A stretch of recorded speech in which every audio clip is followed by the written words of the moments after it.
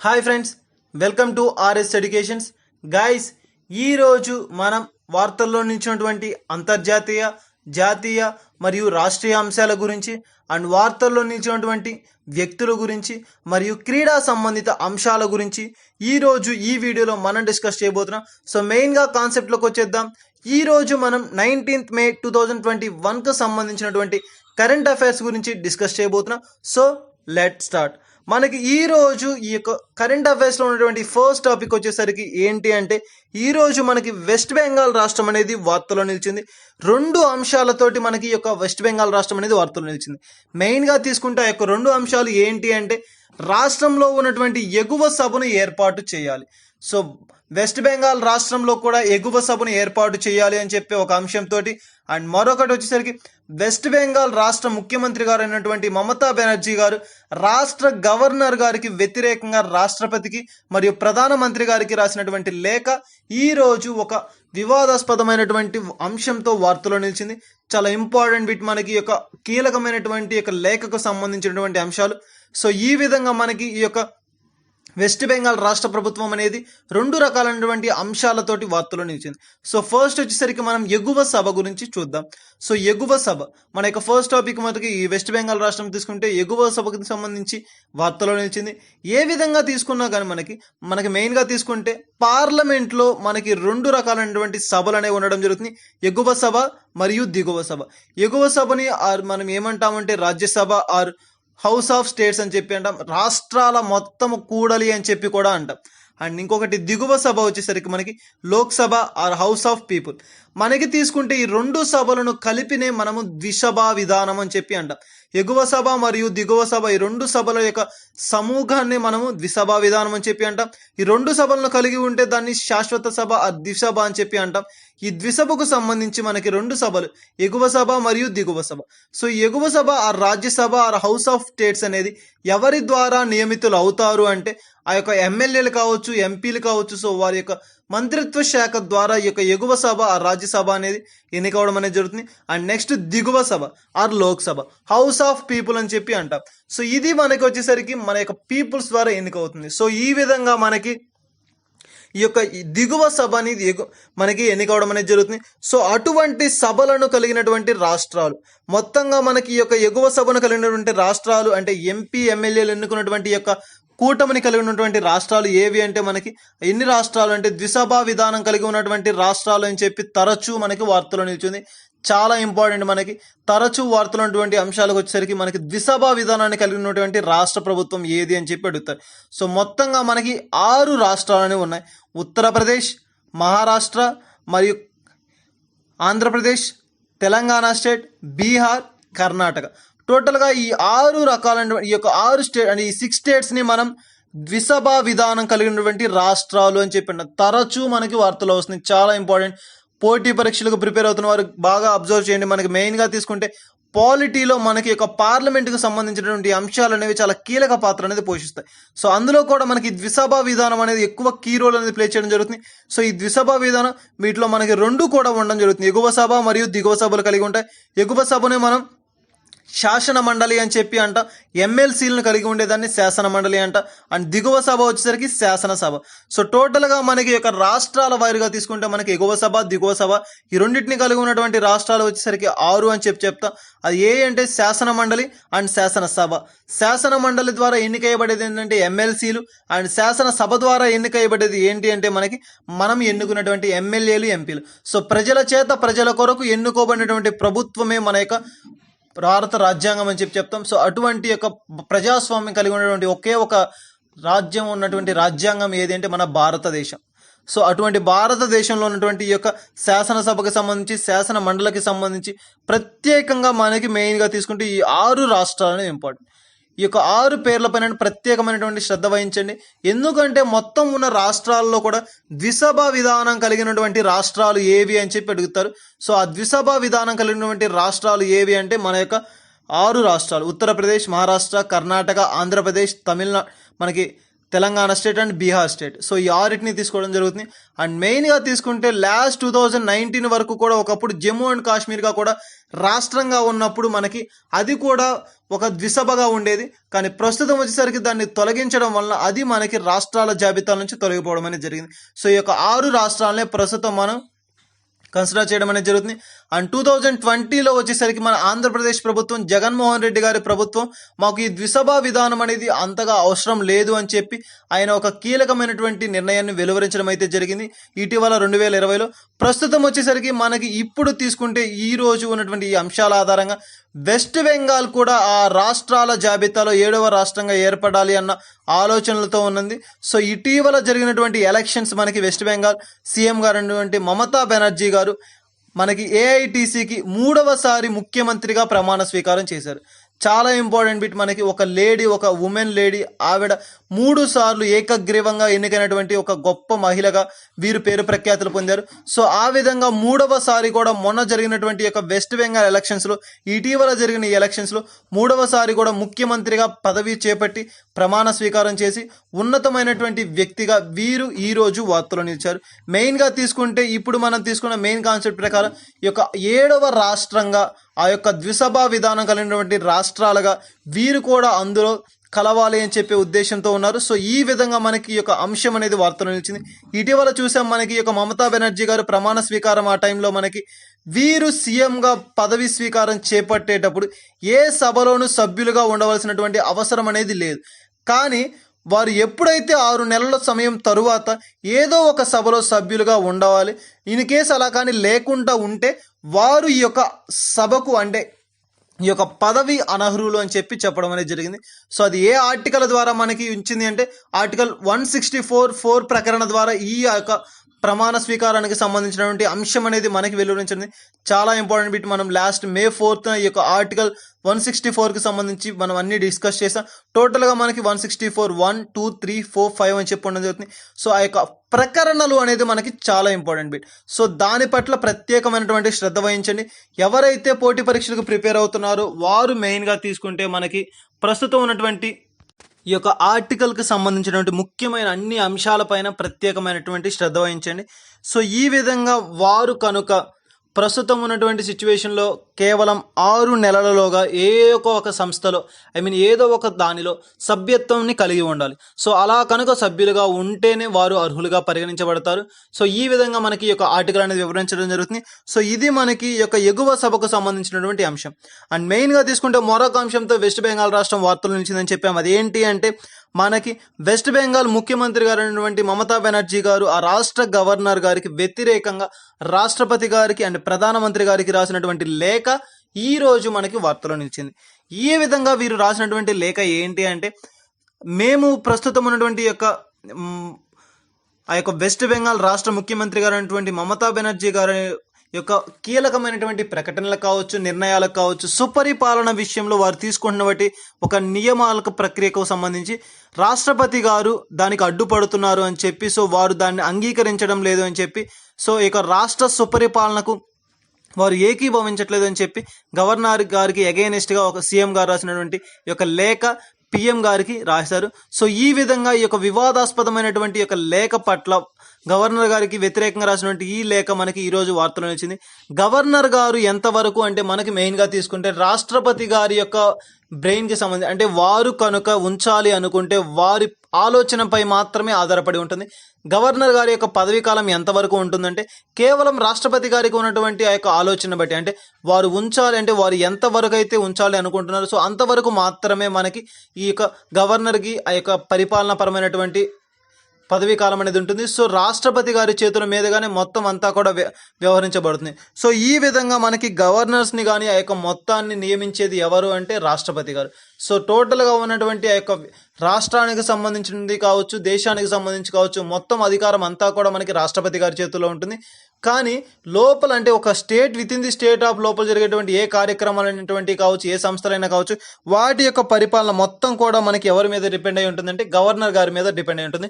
So ఈ విధంగా మనకి వారు చేస్తున్నటువంటి కార్యక్రమాలు సో రాష్ట్రం యొక్క సుపరిపాలనకు అడ్డుకరంగా ఉన్నాయని చెప్పి వారు చేసినటువంటి ఒక కీలకమైన ఈ లేఖ ఈ రోజు మనకి వార్తలో నిలవడం జరిగింది. సో ఈ విధంగా మనకి ఈ యొక్క అంశం వార్తలో నిలిచింది. సో ఇది మనకి వెస్ట్ బెంగాల్కి సంబంధించినటువంటి రెండు కీలకమైన అంశాలు ఈ రోజు వార్తలు వచ్చినటువంటి ముఖ్యమైన అంశాలుగా మనం తీసుకోవడం జరిగింది. సో ఇది మనకి వెస్ట్ బెంగాల్ రాష్ట్రం రెండు అంశాలతో వార్తలు నిలిచింది, ఎగువ సభ మరియు మనకి ఆ యొక్క వ్యతిరేకమైనటువంటి లేఖకు సంబంధించి. సో అభ్యర్థులు గమనించాలి, ప్రత్యేకమైనటువంటి శ్రద్ధ అనేది మనకి ఎలక్షన్స్ పట్ల కావచ్చు అండ్ ఈ యొక్క ఎలక్షన్ కమిషన్ పట్ల కావచ్చు, వీటి పట్ల ప్రత్యేకమైనటువంటి శ్రద్ధ వహించండి. ఇటీవల కాలంలో ఎలక్షన్స్ జరిగినటువంటి ఆ యొక్క రాష్ట్రాల జాబితా అనేది మనకి చాలా ఇంపార్టెంట్. గవర్నర్స్ కావచ్చు, ముఖ్యమంత్రులు గారు కావచ్చు, వారికి ఏ విధమైనటువంటి పరిపాలన, సో వీటి పట్ల ప్రత్యేకంగా చూడండి. సో ఇది మనకి వార్తలు నుంచి వెస్ట్ బెంగాల్కి సంబంధించి. అండ్ నెక్స్ట్ వచ్చేసరికి ఈ రోజు వార్తలు నుంచి మరొక అంశం ఏది అంటే మనకి మెయిన్గా తీసుకుంటే త్రిపుర రాష్ట్రం వార్తలు నిలిచింది. త్రిపుర రాష్ట్రం మనకి ఈ రోజు వార్తలు నిలిచింది ఏ విధమైనటువంటి కార్యక్రమంతో అంటే వందే త్రిపుర అని చెప్పి ఒక టీవీ ఛానల్తో ఈ రోజు వార్తలు నిలిచింది. చిన్నారుల కోసం వారి యొక్క విద్యాభ్యాసం కోసం ఒక టీవీ ఛానల్ను స్థాపించి రాష్ట్ర సీఎం గారైనటువంటి బిప్లవ్ కుమార్ గారు ఈ రోజు మనకి వార్తలు నిలిచారు. ఇటీవల కాలంలో కూడా మనం చూసాం ఈ యొక్క త్రిపుర రాష్ట్రం అనేది మనకి చాలాసార్లు వార్తలు నిలవడం అనేది జరిగింది. సో తరచూ మనకి వార్తలు నిలుస్తున్నాయి కాబట్టి ప్రత్యేకంగా వార్తల్లో నిలుస్తున్నటువంటి ఇటీవల కాలంలో ఉన్నటువంటి అంశాలపైన ప్రత్యేకమైన శ్రద్ధ వహించండి. త్రిపుర రాష్ట్ర ముఖ్యమంత్రి గారు అయినటువంటి బిప్లవ్ కుమార్ గారు ఈ రోజు మనకి యొక్క టీవీ ఛానల్ ద్వారా వార్తలు నిలిచారు. వందే త్రిపుర అని చెప్పి ఒక టీవీ ఛానల్ను ప్రారంభించి చిన్నారుల విద్యాభ్యాసం కోసం, అంటే మనకి మెయిన్గా తీసుకుంటే ప్రస్తుతం ఉన్నటువంటి కరోనా సిచ్యువేషన్లో వారికి ఆన్లైన్ క్లాసెస్ను నిర్వహించే యొక్క కార్యక్రమంతో కళాశాల కావచ్చు, స్కూల్ విద్యార్థులకు కావచ్చు, వారి ద్వారా యొక్క పాఠాలను వారికి అందించే విధంగా మెయిన్గా మనకి క్లాసెస్ ఫర్ హోమ్ అని చెప్పి పెట్టడం అనేది జరిగింది. సో ఈ విధంగా మనకి వందే త్రిపుర టీవీ ఛానల్తో ఆన్లైన్ క్లాసులను నిర్వహిస్తూ వీరు ఈ విధంగా వార్తలు ఇచ్చారు. అండ్ అదేవిధంగా మనకి మరొక యూట్యూబ్ ఛానల్ కూడా క్రియేట్ చేశారు. అదేంటి అంటే శిక్షా బంధన్ అని చెప్పి యూట్యూబ్ ఛానల్. శిక్షా బంధన్ అని చెప్పి ఒక యూట్యూబ్ ఛానల్ ద్వారా వీరు మనకి ఈ యొక్క అంశాన్ని కార్యక్రమాన్ని ప్రవేశపెట్టడం అనేది జరిగింది.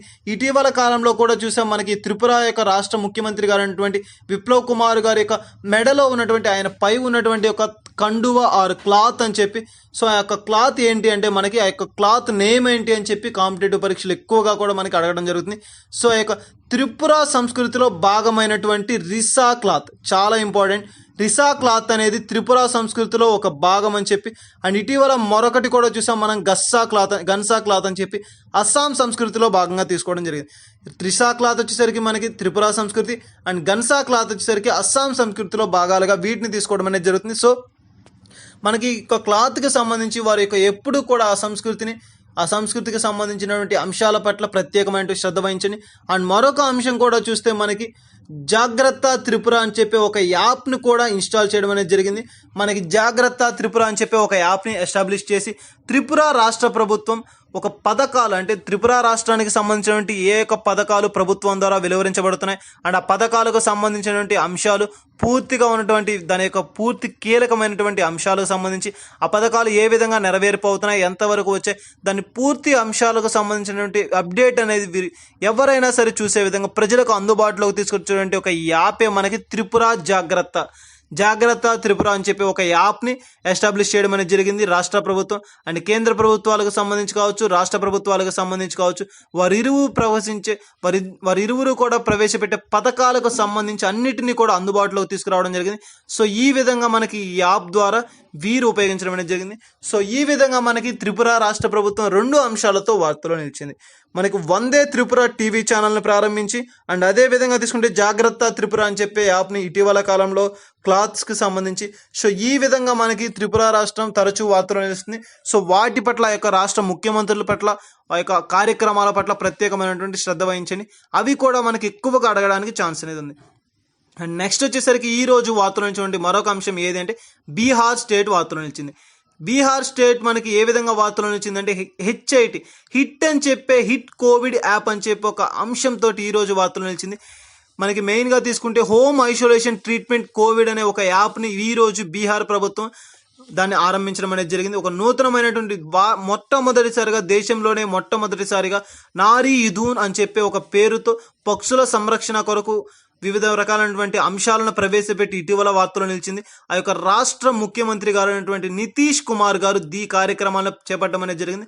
సో ప్రజెంట్ ఈ రోజు తీసుకుంటే మనకి HIT hit home isolation treatment అని చెప్పి చెప్తాం. దీన్ని తీసుకున్న వారు ఎవరైతే ఉంటారో, ఎవరికైతే కరోనా కాలంలో యొక్క కరోనా వ్యాధి సోకుతుందో ఆ రాష్ట్రానికి సంబంధించి ఎవరైతే ఉన్నారో వారు ఆ యొక్క యాప్ ద్వారా రిజిస్టర్ చేసుకోవడం జరుగుతుంది. సో వారికి కావాల్సినటువంటి అన్ని సదుపాయాలను కూడా కల్పించడం అనేది జరుగుతుంది. ఆ మెడికల్ కిట్స్ కావచ్చు, కరోనా కిట్స్ కావచ్చు, సో వాటన్నిటిని కూడా అందుబాటులో తీసుకోవడం జరుగుతుంది. అదే విధంగా తీసుకుంటే వారిని ఇంటి నుంచి బయటికి వెళ్లకుండా, అంటే పరిరక్షించేందుకు కూడా ఇంటి నుంచి బయటికి వెళ్లకుండా అండ్ ఆ వ్యాధి వ్యాప్తి చెందకుండా వారు ఏ విధంగా బయట ఉంటున్నారు అండ్ ఎక్కడికి ఉంటున్నారు, GPS ద్వారా ఆ ట్రాకింగ్ సిస్టమ్ని వారిలో ప్రవేశపెట్టడం చాలా ఇంపార్టెంట్ బిట్. మనకి మొట్టమొదటి రాష్ట్రం భారతదేశంలోనే మొట్టమొదటిసారిగా హోమ్ ఐసోలేషన్ ట్రీట్మెంట్ని ప్రారంభించినటువంటి రాష్ట్రం ఏది అని చెప్పి అడుగుతారు. బీహార్ రాష్ట్రం అని చెప్పవచ్చు. అండ్ మెయిన్గా తీసుకుంటే GPS కనెక్టర్ ద్వారా వారు ఎక్కడ ఏ విధంగా ఉన్నారు, బయటకు వెళ్తున్నారా లేదా అండ్ వారికి సంబంధించిన టెస్టులు కావచ్చు, ఈ విధంగా వారి చుట్టుపక్కల ప్రతి ఒక్క అంశాన్ని కూడా వారికి వాడుకలోకి తీసుకురావడం అనేది జరుగుతుంది. వాడుకలో ఉన్నటువంటి ప్రతి ఒక్క అంశాన్ని కూడా వారి ద్వారా వెల్లడించడం అనేది జరుగుతుంది. ఈ విధంగా ఈ యొక్క GPS కనెక్టర్ అనేది కనెక్ట్ చేయడం ద్వారా ఈ యొక్క అంశం ద్వారా వారు బయటకు అనేది వెళ్లకుండా, ఇతరులకు ఆ వ్యాధి వ్యాప్తి చెందకుండా త్వరగా అరికట్టే ప్రక్రియలో వారికి కావాల్సిన ప్రతి ఒక్క అంశాన్ని, ప్రతి ఒక్క సదుపాయాన్ని కూడా వారికి అందించే విధంగా ఈ యొక్క యాప్ అనేది క్రియేట్ చేయడం జరిగింది. ఆ యాప్ ఏంటి అంటే మనకి హోమ్ ఐసోలేషన్ ట్రీట్మెంట్ అని చెప్పి, సో హోమ్ ఐసోలేషన్ కోవిడ్ యాప్ని గుర్తించి దాన్ని ఈ యొక్క నితీష్ కుమార్ గారు ఈ రోజు ఈ కార్యక్రమాన్ని చేపట్టడం అనేది జరిగింది. సో ఇది మనకి ఈ విధంగా బీహార్ స్టేట్కి సంబంధించి హిట్ కోవిడ్ అని చెప్పి ఒక యాప్. ఇటీవల చూస్తూ ఉన్నాం, తరచూ మనకి వివిధ రకాలైనటువంటి యాప్స్ అనేది వార్తలు నిలుస్తున్నాయి. హరిహర్ అని చెప్పి మనకి హర్యానా రాష్ట్రానికి సంబంధించి ఒక యాప్స్ అనేది ప్రవేశపెట్టారు. అండ్ కర్ణాటక స్టేట్కి సంబంధించి యాప్స్ కావచ్చు, వివిధ రాష్ట్రాలకు సంబంధించి వివిధ యాప్స్ అనేది ప్రవేశపెట్టారు. ఇటీవల కాలంలో మనకి మెయిన్గా ఈ యొక్క వెజిటేబుల్స్కి సంబంధించి ఇంటి వద్దకు అందించే విధంగా అండ్ అదేవిధంగా మనకి మందు బాబుల కోసం అని చెప్పి కూడా వారికి ఓన్గా 5 లీటర్లు అనేది మనకి టోటల్గా 5 లీటర్ల లిమిట్ తోటి వారికి అందించే మద్యపానాన్ని అందించేటువంటి రాష్ట్రాలుగా వివిధమైనటువంటి అంశాలతో మనకి ఈ కోవిడ్ కాలంలో యాప్స్ అనేది ఎక్కువగా పెరగడం జరుగుతుంది. సో ఆ యాప్లు అనేది మనకి ఎక్కువ ఇంపార్టెంట్ కాబట్టి ప్రత్యేకంగా శ్రద్ధ వహించండి. ఏ యాప్ ఎందుకోసం, ఏ కార్యక్రమం కోసం ఏ యాప్ యూజ్ చేస్తున్నారు అండి, ఏ రాష్ట్ర ప్రభుత్వం దాన్ని ప్రవేశపెట్టింది, చాలా ఇంపార్టెంట్. సో దాని పట్ల ప్రత్యేకమైన శ్రద్ధ వహించండి. ఇది మనకి బీహార్ స్టేట్కి సంబంధించి హిట్ కోవిడ్ యాప్ అని చెప్పి వార్తలు వచ్చింది. అండ్ నెక్స్ట్ వచ్చేసరికి ఈ రోజు వార్తలు నుంచి మరొక అంశం ఏంటి అంటే ఎల్డర్ లైన్, చాలా ఇంపార్టెంట్ అనే అంశంతో మనకి వార్తలు నిలిచింది. వృద్ధుల సంరక్షణ కొరకు ఏర్పాటు చేసినటువంటి ఒక టోల్ ఫ్రీ నెంబర్ అనేది మనకి ఈ రోజు వార్తలో నిలిచింది. ఇటీవల కాలంలో ఇక వృద్ధుల సంరక్షణ కోసం కావచ్చు, వికలాంగుల సంరక్షణ కోసం కావచ్చు, 60 సంవత్సరాల పైనటువంటి వృద్ధులకు మెడిసిన్స్ కావచ్చు, మనకి మెయిన్గా వాళ్ళ యొక్క టెలిమెడిసిన్స్ కావచ్చు, వీటన్నిటిని కూడా స్థాపించడం అనేది జరిగింది. టెలిమెడిసిన్ సెంటర్స్ని కూడా వారి కొరకు నియమించడం అనేది జరిగింది. ఇటీవల కాలంలో మనకి ఒక కరోనా కాలంలో మనకి మెయిన్గా తీసుకుంటే ప్రస్తుతం ఉన్నటువంటి ఈ సిచ్యువేషన్లో వారికి కావాల్సిన అవసరాలు కావచ్చు, ముఖ్యంగా మానవ స్థైర్యాన్ని, ఒక వ్యక్తిలో ఏదైనా వ్యాధి కారకం అనేది ఏర్పడితే ఆ వ్యాధిని తొలగించడానికి ఒకే ఒక ఆయుధం ఏంటి అంటే ధైర్యం. మన యొక్క మానవ స్థైర్యమే మనల్ని కాపాడుతుంది. ఇమ్యూనిటీ పవర్, ఈ వ్యాక్సినేషన్కి అంతటి కూడా మనకి గుండె ధైర్యం అని చెప్పి అంటాం. సో ఏ ఒక్క వ్యక్తి అయితే తనని తాను మోటివేట్ చేసుకోగలరో అటువంటి వారి కొరకు కూడా ఈ యొక్క వృద్ధులకు సంబంధించి ఈ యొక్క టోల్ ఫ్రీ నెంబర్ అనేది అందుకు సహకరిస్తుంది. సో ఆ యొక్క టోల్ ఫ్రీ నెంబర్ ఏంటి అంటే మనకి 14567 అని చెప్పి ఒక టోల్ ఫ్రీ నెంబర్ని ఈ యొక్క కేంద్ర ప్రభుత్వం అనేది ఏర్పాటు చేయడం జరిగింది. ఈ కేంద్ర ప్రభుత్వంలో ఎవరి ఆధీనంలో దీనిని నిర్వహించారంటే ministry of social justice and empowerment అని చెప్పి ఒక సంస్థ, చాలా important. Ministry of social justice and empowerment అని చెప్పి ఒక మినిస్ట్రీ ఆధ్వర్యంలో యొక్క కేంద్ర ప్రభుత్వం నిర్వహించినటువంటి ఈ కార్యక్రమం ఎవరు ఈ యొక్క ప్రస్తుతం చైర్పర్సన్ అంటే తావర్ చంద్ గెహ్లాట్ గారు దీనికి ప్రస్తుతం ఉన్నటువంటి మెయిన్ పర్సన్ గా వీరు వ్యవహరిస్తున్నారు. అండ్ ఈ యొక్క రాష్ట్రాలుగా తీసుకుంటే ఏమున్నాయంటే ఉత్తరప్రదేశ్, మధ్యప్రదేశ్, కర్ణాటక, రాజస్థాన్ అండ్ తమిళనాడు. సో ఈ 5 రాష్ట్రాలు కూడా వీరు కూడా ఈ యొక్క కార్యక్రమాన్ని చేపట్టడం అండ్ ప్రారంభించడం అనేది జరిగింది. సో ఈ విధంగా మనకి ఈ యొక్క ఎల్డర్ లైన్ అంటే టోల్ ఫ్రీ నెంబర్ అనేది మనకి వార్తలు నిలిచింది. ఇటీవల కాలంలో చూసినటువంటి ఈ యొక్క టోల్ ఫ్రీ నెంబర్స్కి కూడా ఇటీవల చూసాం మనం. ప్రస్తుతం ఉన్నటువంటి కరోనా కాలంలో వారికి అవసరమైన ఆక్సిజన్ కాన్సన్ట్రేటర్స్ కోసం కావచ్చు అండ్ ఆక్సిజన్ ఆన్ వీల్స్, ఇటువంటి వాటి కోసం మెయిన్గా వారి ఇంటి వద్దకే వచ్చి ట్రీట్మెంట్ చేసే విధంగా అండ్ ఆయుర్వేదిక మెడిసిన్స్కి సంబంధించి, టెలికమ్యూనికేషన్స్కి సంబంధించి వివిధ రకాలైనటువంటి యాప్స్ని కావచ్చు, వివిధ రకాలైనటువంటి టెలిఫోన్ మనకి టోల్ ఫ్రీ నెంబర్స్ అనేది ప్రారంభించడం అనేది జరిగింది. సో వాటి పట్ల మనకి ప్రత్యేకంగా శ్రద్ధ వహించండి. ఈ యొక్క కరోనా కాలంలో వచ్చేటువంటి బిట్స్ అనేది మనకి ఎక్కువ ఇంపార్టెంట్ అనేది ఉంటుంది, ప్రాధాన్యత వహించండి చెప్పాను. ఇటీవల మనకి 2-3 నెలల వరకు కూడా ఇక కరోనాకి సంబంధించి వచ్చేటువంటి బిట్స్ అనేది అండ్ వ్యాక్సినేషన్ ప్రక్రియ కావచ్చు, ఇటువంటి అంశాలపైన ప్రత్యేకమైనటువంటి శ్రద్ధ వహించండి. ఎందుకంటే వాటిని మనం ఎక్కువగా అడిగే అవకాశాలు ఉన్నాయి కాబట్టి వాటిని చూడడం అనేది జరుగుతుంది. అండ్ నెక్స్ట్ వచ్చేసరికి ఈ రోజు వాటి నుంచి మరొక అంశం ఏది అంటే మనకి సామవేదన అని చెప్పి మనకి ఒక ముఖ్యమైన అంశం ఈ రోజు వార్తలు వచ్చింది. ఈ యాప్ ఈ యొక్క టోల్ ఫ్రీ నంబర్ ఎందుకు అంటే చిన్నారుల కోసం. ఇందాక మనం ఇప్పుడు చూసింది ఏంటి అంటే మనకి మెయిన్గా పెద్దవాళ్ళ కోసం, వృద్ధుల కోసం, వికలాంగుల కోసం అయితే ప్రస్తుతం చూస్తున్నటువంటి ఈ యొక్క టోల్ ఫ్రీ నెంబర్ వచ్చేసరికి చిన్నారుల కోసం ఏర్పాటు చేసినటువంటి ఈ యొక్క టోల్ ఫ్రీ నెంబర్ అనేది మనకి ఈ రోజు వార్తలు వచ్చింది. మరొక టోల్ ఫ్రీ నెంబర్ ఏంటి అంటే 1800-121-2830 అని చెప్పి ఒక చిన్నారుల సంరక్షణ కొరకు అండ్ కోవిడ్ కాలంలో వారి యొక్క తల్లిదండ్రులను కోల్పోయి మనస్తాపానికి గురైనటువంటి ఎందరో చిన్నారులు ఉన్నారు. సో వారికి మానవ స్థైర్యాన్ని కల్పించడం అంటే మనసుకు ప్రశాంతతను కల్పించే విధంగా వాళ్ళలో మెయిన్గా వారి యొక్క గుండె ధైర్యాన్ని పెంచేందుకు కావచ్చు, వారి యొక్క మానసిక పరిస్థితిని సరిదిద్దేందుకు కావచ్చు, ఇటువంటి యొక్క ప్రక్రియలో ఏర్పాటు చేసినటువంటి ఒక టోల్ ఫ్రీ నెంబరే మనకి ఈ యొక్క సామవేదన అని చెప్పి ఒక చిన్నారుల కోసం, చిల్డ్రన్స్ కొరకు ఏర్పాటు చేసినటువంటి ఈ యొక్క టోల్ ఫ్రీ నెంబర్. ఎవరైతే మనస్తాపానికి గురై ఉంటారో సో వారి కోసం ప్రత్యేకంగా వారికి కాల్ చేసి వారిని మోటివేట్ చేసే విధంగా, వారి యొక్క మనస్తాపాన్ని తీసివేసే విధంగా ప్రయత్నించినటువంటి యొక్క టోల్ ఫ్రీ నెంబర్గా చెప్పుకోవచ్చు. దీన్ని ఆరంభించినటువంటి సంస్థ ఏది అంటే national commission for protection of childrens rights అని చెప్పి చాలా ఇంపార్టెంట్. ఇటీవల కాలంలో చూసాం మన రాజ్యాంగానికి సంబంధించి కూడా పాలిటీలో కూడా మనకి మెయిన్గా చూస్తే చిన్నారుల సంరక్షణ కొరకు, చిన్నపిల్లల సంరక్షణ కొరకు మనకి ఆర్టికల్స్ అనేది ప్రకరణలు అనేది ప్రొవైడ్ చేయబడ్డాయి. సో ఆ యొక్క ప్రకరణలు అనేది కూడా మనకి చాలా ఇంపార్టెంట్గా తీసుకుంటాం. మెయిన్గా తీసుకుంటే మనకి ఇటీవల కాలంలో CBSE అని చెప్పి దోస్త్ ఫర్ లైఫ్ అని చెప్పి ఒక అంశం కూడా మనకి 9th to 12th క్లాస్ వరకు ఉన్నటువంటి యొక్క పిల్లల కొరకు అంటే యువకుల కొరకు ఆరంభించినటువంటి యాపే మనకి దోస్త్ ఫర్ లైఫ్. వారి యొక్క మానసిక ఉల్లాసానికి కావచ్చు, వారి మానసిక వికాసానికి కావచ్చు, ఏ విధంగానూ వాళ్ళ మానసిక స్థైర్యాన్ని కోల్పోకుండా వారిలో ఆ యొక్క ధైర్యాన్ని నింపేందుకు గాను ఏర్పాటు చేసినటువంటి ఒక అంశమే మనకి ఆ యొక్క పోర్టలే, టోల్ ఫ్రీ నెంబరే మనకి CBSE దోస్త్ ఫర్ లైఫ్ అని చెప్పి ఒక అంశం, ఒక కీలకమైనటువంటి ట్యాబ్ అనేది మనకి ఓపెన్ చేయడం అనేది జరిగింది ఇటీవల కాలంలో. మరలా ఇప్పుడు వచ్చేసరికి మనకి సామవేదన అని చెప్పి చిన్నారుల కొరకు అండ్ ప్రజెంట్ చూసాం మనం యొక్క ఎల్డర్స్ వన్ కోసం టోల్ ఫ్రీ నెంబర్స్ కావచ్చు. సో ఇవన్నీ కూడా మనకి ఒక టోల్ ఫ్రీ నెంబర్స్ పై ప్రత్యేకమైనటువంటి శ్రద్ధ వహించండి. ఎందుకోసము అంటే ప్రస్తుతం మనకి యొక్క కాలంలో యాప్స్ కావచ్చు, టోల్ ఫ్రీ నెంబర్స్ కావచ్చు, పోర్టల్స్ కావచ్చు, వెబ్సైట్స్ కావచ్చు, వీటి పట్ల ప్రత్యేకంగా బిట్స్ అనేది అడగడం జరుగుతుంది. ఎందుకోసం అంటే ఇవే మనకి ప్రస్తుతం యొక్క కరోనా కాలంలో మనుషులను కాపాడేవిగా అండ్ వారికి కావాల్సిన అవసరాలను తీర్చేవిగా ఉన్నాయి. కాబట్టి ప్రస్తుతం వీటిపైన ఎక్కువగా కూడా శ్రద్ధ వహించండి. ఈ యొక్క అంశాలను ఎక్కువగా చూడండి. ఎగ్జామ్స్లో మనకి ఎక్కువగా వీటి పట్ల అంశాలు అనేది అడగడానికి పాసిబిలిటీ ఎక్కువగా ఉంది. కాబట్టి ఎవరైతే పోటీ పరీక్షలకు ప్రిపేర్ అవుతున్నారో వారు దీని పట్ల ప్రత్యేకమైన శ్రద్ధ వహించండి. అండ్ నెక్స్ట్ వచ్చేసరికి ఈ రోజు వార్తనటువంటి మరొక అంశం ఏదంటే మధ్యప్రదేశ్కు చెందినటువంటి ఒక అంశం ప్రత్యేకమైనటువంటి టెలిమెడిసిన్ మనకి ఈ రోజు వార్తలు నిలిచింది. వైద్య ఆప్కే ద్వాసి అని చెప్పే ఒక చాలా ఇంపార్టెంట్ టెలిమెడిసిన్ అనేది మనకి వార్తలు నిలిచింది. మనకి సంబంధిత వారికి కానీ ఏదైనా ఒక వ్యాధి అనేది సోకినప్పుడు ఏం చేస్తాం మనం, ఇటీవల కాలంలో మనకు ప్రస్తుతం ఉన్నటువంటి దాంట్లో ఏంటి అంటే వారిని తీసుకెళ్లి డాక్టర్కు చూయించి మెడిసిన్స్ అనేది రాయించి వాడి మెడికల్ షాప్లో మొత్తం అంతా తీసుకొని మరలా వారిని ఇంటి వద్దే దింపే విధంగా వివిధమైనటువంటి మార్పులు చేర్పులు జరగడం జరిగింది.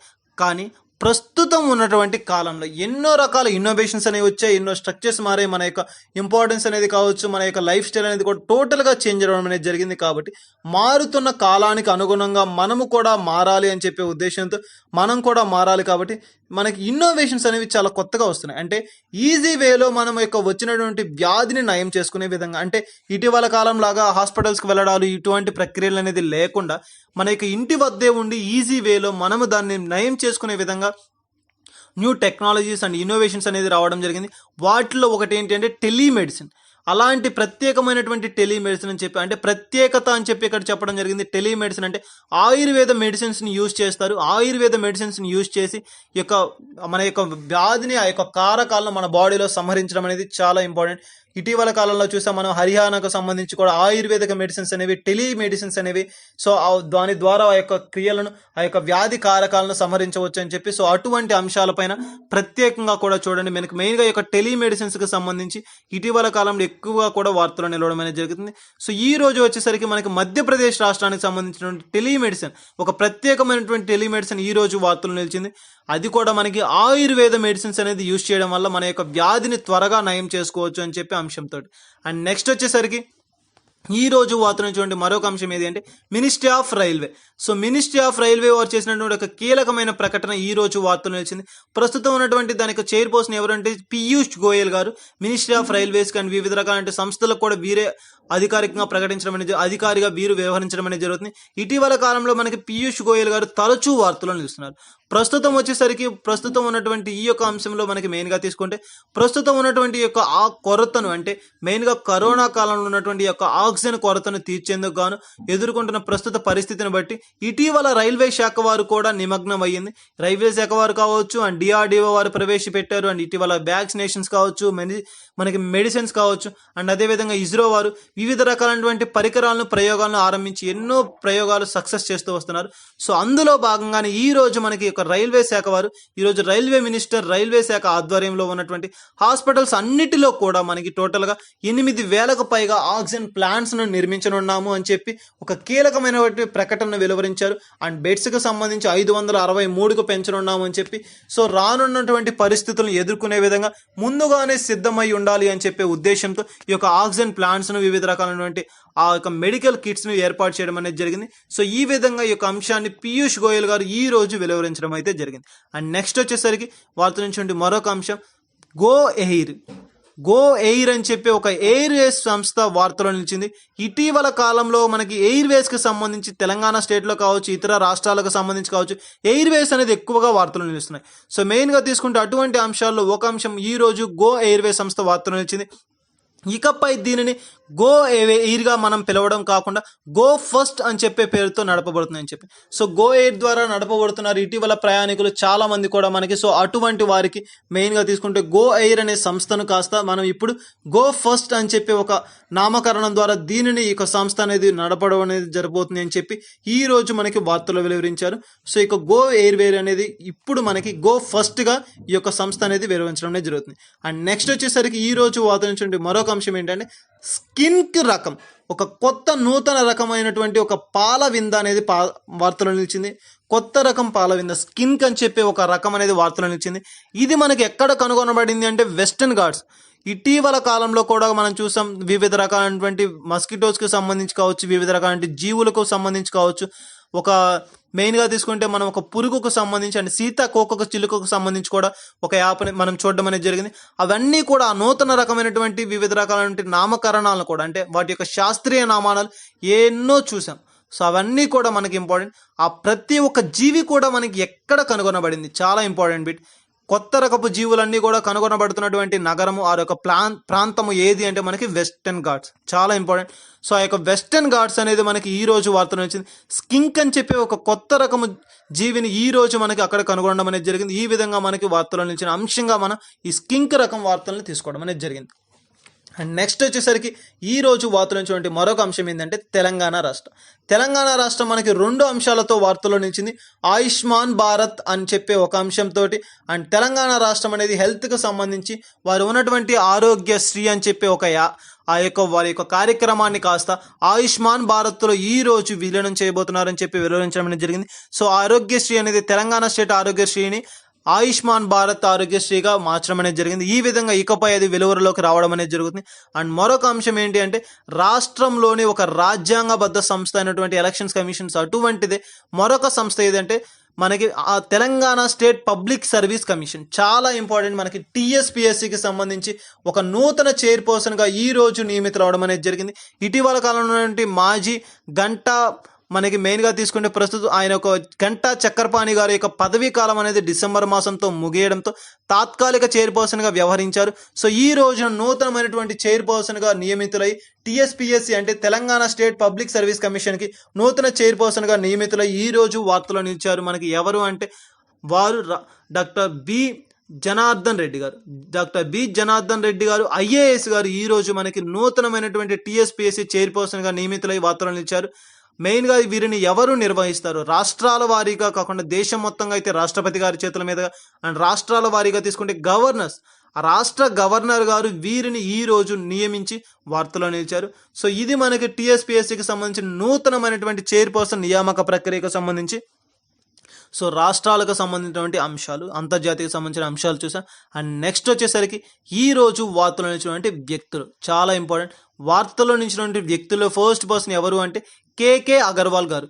కేకే అగర్వాల్ గారు ప్రముఖ వైద్యులు, ప్రముఖమైనటువంటి వైద్య రంగంలో మనకి కార్డియాలజిస్ట్గా ఉన్నటువంటి పేరు ప్రఖ్యాత, దేశవ్యాప్తంగా కాదు ప్రపంచవ్యాప్తంగా పేరు ప్రఖ్యాతలు పొందినటువంటి కార్డియాలజిస్ట్ మనకి కేకే అగర్వాల్ గారు ఈ రోజు వార్తలో నిలిచారు. మెయిన్గా తీసుకుంటే వీరు ఇటీవల కాలంలో మనకి ఒక సంస్థకి ప్రత్యేకమైనటువంటి అధినేతగా నియమితులై వార్తలో నిలిచారు.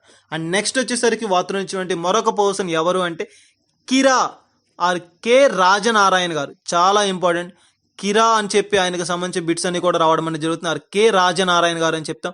సాహిత్య రంగంలో దేశవ్యాప్తంగా ఎనలేని సేవలు చేసి ఎన్నో ప్రశంసలు, పురస్కారాలు పొందుకున్నటువంటి ఒక వ్యక్తిగా పేరు ప్రఖ్యాతులు పొందినటువంటి కిరా ఆర్ కె రాజనారాయణ గారు ఈ రోజు మనకి వార్తలో ఇచ్చారు. ఏ విధంగా అంటే ఇటీవల కాలంలో అనారోగ్య సమస్యతో అనారోగ్య బారిన పడి ఈ రోజు తుది శ్వాస విడిచారు. సాహిత్య రంగంలో కీలకమైనటువంటి పాత్ర పోషించిన వారు, ఎన్నో అవార్డులను, బహుమతులు అందుకున్నటువంటి వారు. చాలా ఇంపార్టెంట్. మనకి ఏ రంగానికి సంబంధించినటువంటి వారు, ఏ రాష్ట్రానికి సంబంధించినటువంటి వారు, మెయిన్గా కర్ణాటక రాష్ట్రానికి సంబంధించినటువంటి వీరు ఈ రోజు సాహిత్య రంగంలో ఉన్నటువంటి వీరు ఇటీవల కాలంలో అనారోగ్య బారిన పడి ఈ రోజు తుది శ్వాస విడవడం అనేది జరిగింది. సో ఈ విధంగా మనకి మెయిన్గా తీసుకుంటే అంతర్జాతీయ, జాతీయ మరియు రాష్ట్రీయ అంశాల గురించి అండ్ వార్తలో నిలిచినటువంటి వ్యక్తుల గురించి చూడడం అనేది జరిగింది. అండ్ మెయిన్గా తీసుకుంటే ఇవే కాకుండా మన ఛానల్లో మరెన్నో నోటిఫికేషన్కి సంబంధించిన వీడియోస్ కావచ్చు, అండ్ మెయిన్గా జాబ్ ప్రొఫైల్స్కి సంబంధించి కావచ్చు, అప్డేట్స్ అనేది మన ఛానల్లో ప్రొవైడ్ చేయడం అనేది జరిగింది. మరలా త్వరలోనే మీ కొరకు మరి యాప్టిట్యూడ్ క్లాసెస్ అనేది కూడా స్టార్ట్ చేయబోతున్నాం. సో ఇంట్రెస్టింగ్ క్యాండిడేట్స్ ఎవరైనా ఉంటే విజిట్ చేయండి. అండ్ మా వీడియోస్ కానీ, మా డైలీ అప్డేట్స్ కానీ మీకు కనుక రావాలి అంటే, మీరు కనుక పొందాలి అనుకుంటే సబ్స్క్రైబ్ చేసుకోండి. మా యొక్క ప్రతి వీడియోని మీరు పొందుతారు. Thank you.